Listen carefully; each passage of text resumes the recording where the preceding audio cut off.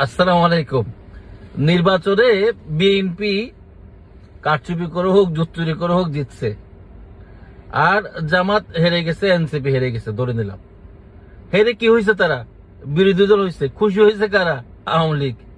তারা এখন আবার রাস্তায় নেমে বলতেছে যে একটা একটা জামাত দর, একটা একটা এনসিপি দর ধরে ধরে জবাই কর। ভাই রে ভাই, তোদের ওই দিন চলে গেছে। তোদেরকে ইউজ করার জন্য বিএনপি জাস্ট বলছে যে আমাদেরকে ভাই কোন রকম, যেহেতু বিএনপি চাপে ছিল, জামাতের যেহেতু একটা জনপ্রিয়তা, সিরিয়াস জনপ্রিয়তা চলে আসছে, এবং বিএনপি জানতো যে তারা জিতবে, কিন্তু যেহেতু একটা রিস্কি পজিশনে ছিল, এজন্য আপনাদেরকে ইউজ করা হয়েছে। যে বিএনপিকে আপনারা 17 বছর তুলাধনা করছেন, বিএনপির উপরের লেভেলের নেতারা নিজেরা কিছুটা আপনাদেরকে ছাড় দিলেও নিচের লেভেলের লোকজন কখনোই ছাড় দিবে না। যাদেরকে 17 বছরে আপনারা ঘর থেকে ঘরের মধ্যে ঘুমাইতে দেন নাই, মনে করার কোনো কারণ নাই যে এখন বিএনপি ক্ষমতায় আসছে আর আপনারা রাস্তায় নামবেন।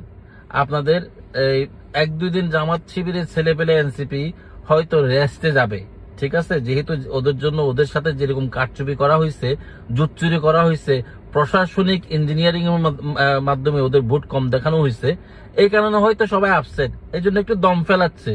আর আপনারা এই আওয়ামী লীগের লোকজন উল্লসিত হয়ে রাস্তায় নেমে আপনারা ধরে ধরে জবাই করবেন। ওই দিন আর নাই, বিএনপি নিজে থাকবে দূরের উপরে।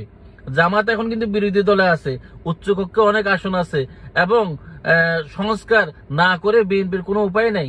সংস্কার করতে হবে, আর সংস্কার করা মানে হচ্ছে বিরোধী দলের একদম সমানে সমানে পাওয়ার থাকবে সংসদে, সরকারের মধ্যে।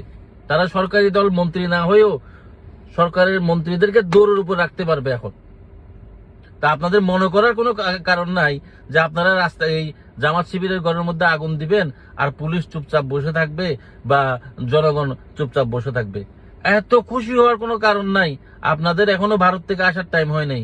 আপনার নেত্রী আর কখনো বাংলাদেশের মাটিতে আসতে পারবে না। আপনার নেত্রী কখনো বাংলাদেশের মাটিতে আসতে পারবে না।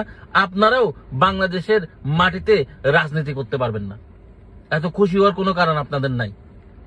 যদি আপনারা এখন কি বলে ভুল করে যদি রাস্তায় নেমে যান, আপনাদের ফটো ভিডিও কিন্তু আবার ফেসবুকে চলে আসতেছে।